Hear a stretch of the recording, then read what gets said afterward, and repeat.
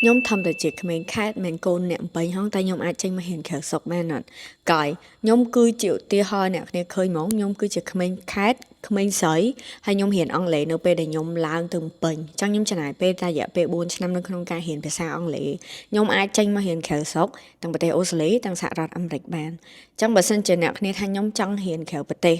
công bẩm thời tầm miền trong nửa chưa chạy lư khluồn anh thời tầm miền cái đây sẵn khâm hai nhóm ai tranh mà hiện bàn hay hồ pleu đằng bay tranh mà hiện vật ha nè khani admin motivation mơ nhóm chạy sai thời nhóm admin ai đằng nhóm nơi tại tranh mà bàn hay đây nè khani tranh mà bên đằng admin សួរថាភាសាអង់គ្លេសខ្ញុំខ្លាំងមែនស្ដាប់ភាសាអង់គ្លេសខ្ញុំមើលដឹងហើយខ្ញុំចំណាយពេល14ឆ្នាំនំឡងពេលដែលខ្ញុំឡើងទៅពេញហ្នឹងណារៀនភាសាអង់គ្លេសហើយខ្ញុំចេញមកក្រៅស្រុកយកហ្មងខ្ញុំក្មេងស្រីម៉ាក់ខ្ញុំអត់ចង់ឲ្យខ្ញុំចេញមកឲ្យត្រូវចាំណាខ្ញុំក្មេងស្រីខ្ញុំនៅចេញមករួច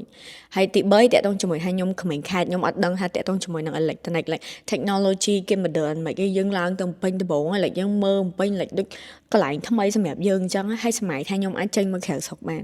អ្នកគ្នាអត់មាន excuse អីទៅប្រាប់ខ្លួនឯងថាខ្ញុំចេញអត់បានទេត្រូវតែមានជំនឿជឿជាក់ថាខ្ញុំចេញបានតែអ្នកគ្នាត្រូវចំណាយពេលនៅក្នុងការ work hard អាហ្នឹងខ្ញុំប្រាប់ត្រង់ខ្ញុំអត់មានអីកុំទៅលើកទឹកចិត្តអ្នកគ្នាទេត្រូវតែធ្វើត្រូវតែខំរៀនគឺចេញមកបានហ្នឹង